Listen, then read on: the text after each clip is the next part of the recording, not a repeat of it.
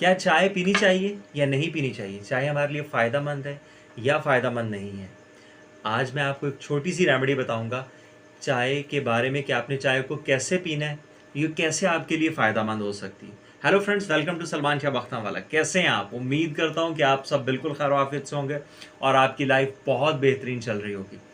चाय बिल्कुल पीनी चाहिए, लेकिन ज़्यादा नहीं पीनी चाहिए। अगर आप चाय के प्रॉपर बेनिफिट्स लेना चाहते हैं और चाहते हैं कि चाय आपके लिए फ़ायदेमंद हो, तो आप दूध वाली चाय का इस्तेमाल कम करेंगे, क्योंकि दूध के अंदर कैसीन नाम का एक प्रोटीन पाया जाता है जो कि आपके पेट में जाके जेल फॉर्म में कन्वर्ट होता है। जब वो जेल फॉर्म में कन्वर्ट होता है तो आहिस्ता आहिस्ता वो अमाइनो एसिड रिलीज़ करता है और वो आपके मसल्स को प्रोटीन मुहैया करता है।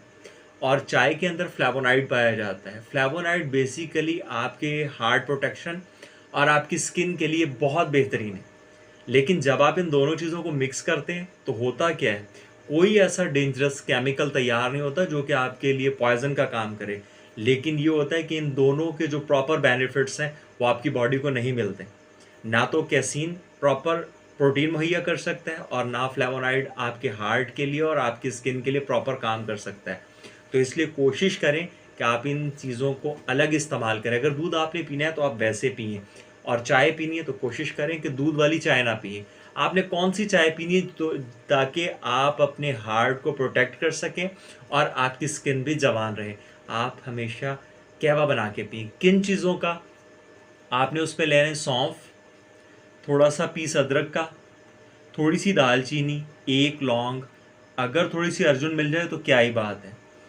ये तमाम चीज़ों को आप एक बाउल में डाल के बॉईल करें और इसका कहवा तैयार हो जाएगा और फिर उसे पिएं। आप देखें कि इसके आपको कितने बेहतरीन बेनिफिट्स मिलेंगे और फ्लेवोनाइड भी जो है वो आपके हार्ट को और आपकी स्किन को प्रॉपर तरीके से उसके जो प्रॉपर बेनिफिट्स हैं वो आपको मिल सकेंगे और आप फ्रेश भी हो जाएंगे।